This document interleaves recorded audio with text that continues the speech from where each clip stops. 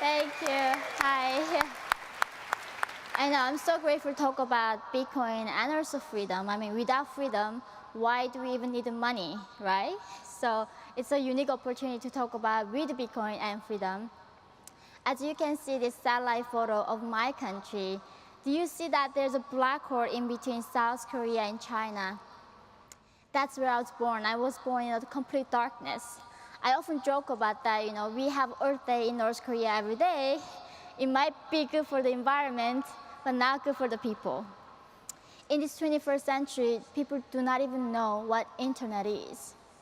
Growing up in North Korea, I still remember when I was young, the government was telling people that you should deposit money in the bank. And then people did, because we trusted our dear leader. I mean, he was our God to us. Once we put our money in the bank account, it was locked. Nobody could get the money out of the bank accounts. Only people who had a connection to the bankers and the government officials who could get the money out. And so this is a real struggle, right? In North Korea, private property is banned. You cannot own a car, you cannot own a house, you cannot own anything. So therefore, if you make money in the black market system, you have to hide it somewhere in the house. And one time, actually, I still remember my mother's best friend. There was many thieves in North Korea. She was hiding the cash, the hard-earned cash, inside where she was cooking food.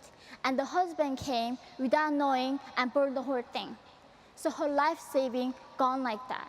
So in North Korea, because we don't know how to hide the cash, I still remember my mother would take the stockings out and put the cash and wrapping around her burning body parts to hide the money, because that was the only way we could carry cash. And by the 2009, we all know that North Korea strived to become a socialist paradise where there's no inequality. So the regime decided, how are we going to make everybody equal?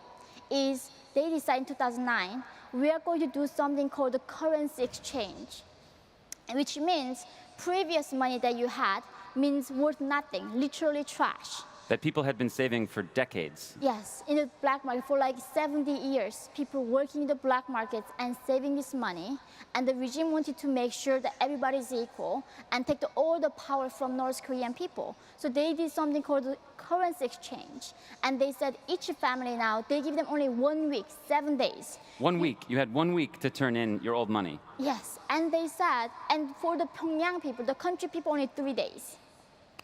Each family can only get new cash that was worth of buying 2 kilograms of rice. So if you're a billionaire, millionaire, your money meant nothing the next day. And after that currency exchange, North Korean people now actually do not have any North Korean money, and they are actually trying to find a way to get US dollars and Chinese yuan. So the regime found a very cruel way to try to make everyone equal. And this is just a theme that was in these songs that they made you memorize and talk about when you were a child, this paradise that you were in where everyone was equal.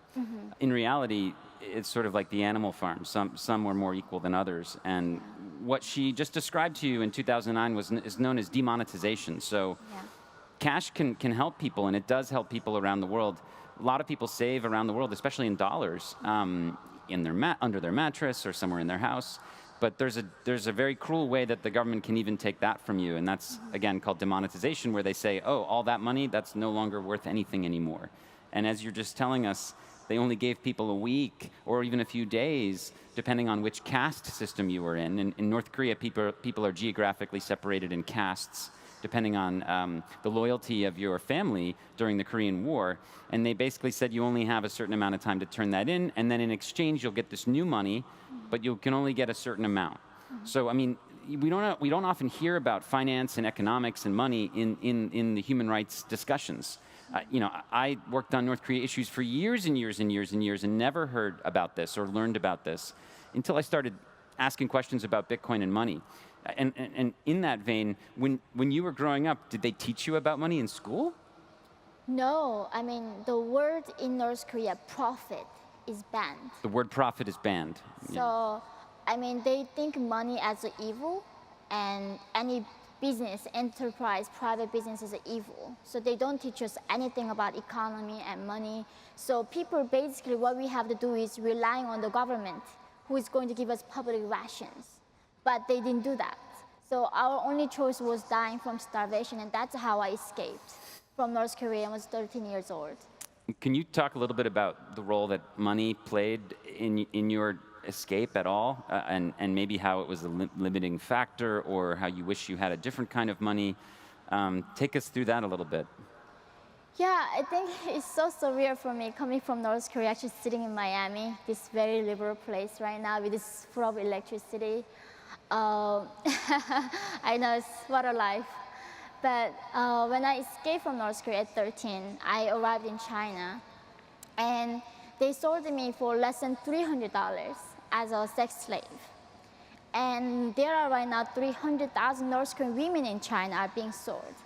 The reason why we are being sold is because we cannot have bank accounts. And when North Korean women get captured and sent back to North Korea, if they somehow able to hide $50, they don't have to die in the prison camp. But the regime is so vicious.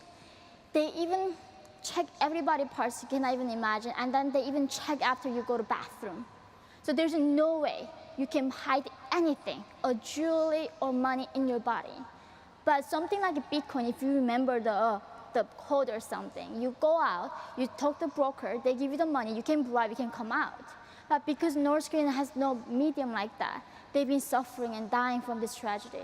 I think what Yeonmi's describing is kind of the end game of fiat money is totally centrally planned money system that the rulers can arbitrarily change at any time. And that's what the North Korean people have had to endure.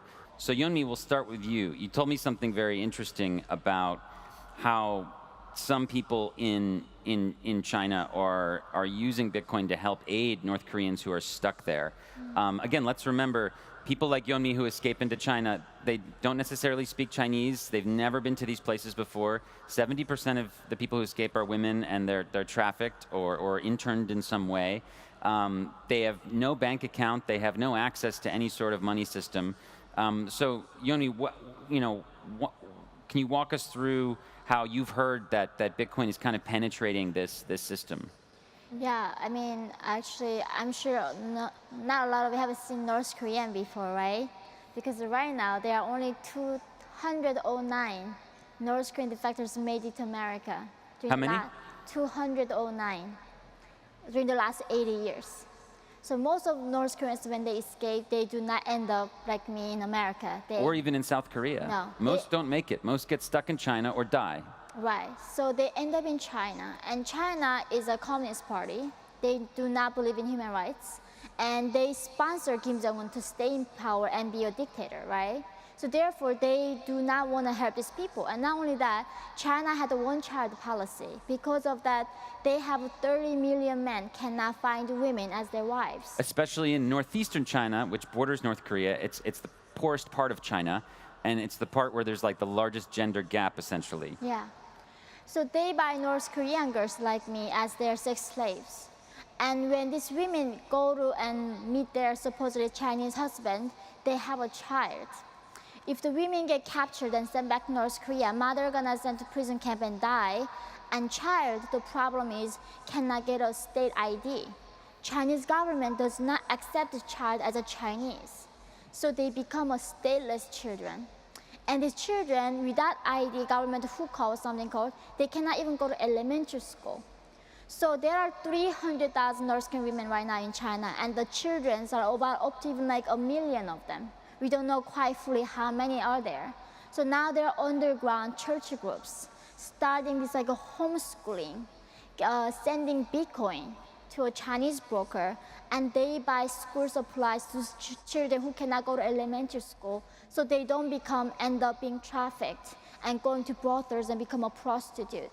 So they can somehow get educated and find a way out.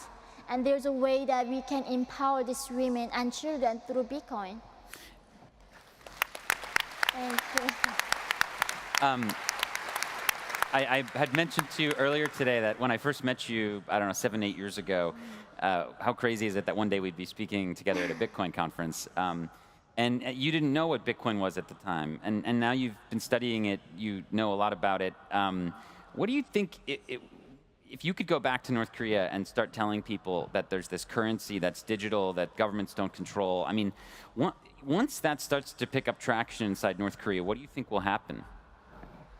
I think that's a thing. Like when this morning we had talked about how the fiat currency, under fiat currency, 169 million people died, right?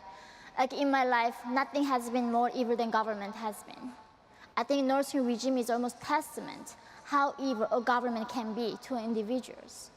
So I think if North Korean people, there's a way they can understand that they can have their own autonomy, decide what money they can buy, what they can do, I think we will see a different world. It's gonna be a world that we cannot even possibly fathom right now, because we've been always under this government's control. And when imagine that individuals have that power in our hands, we can create a much better world that nobody needs to be sold.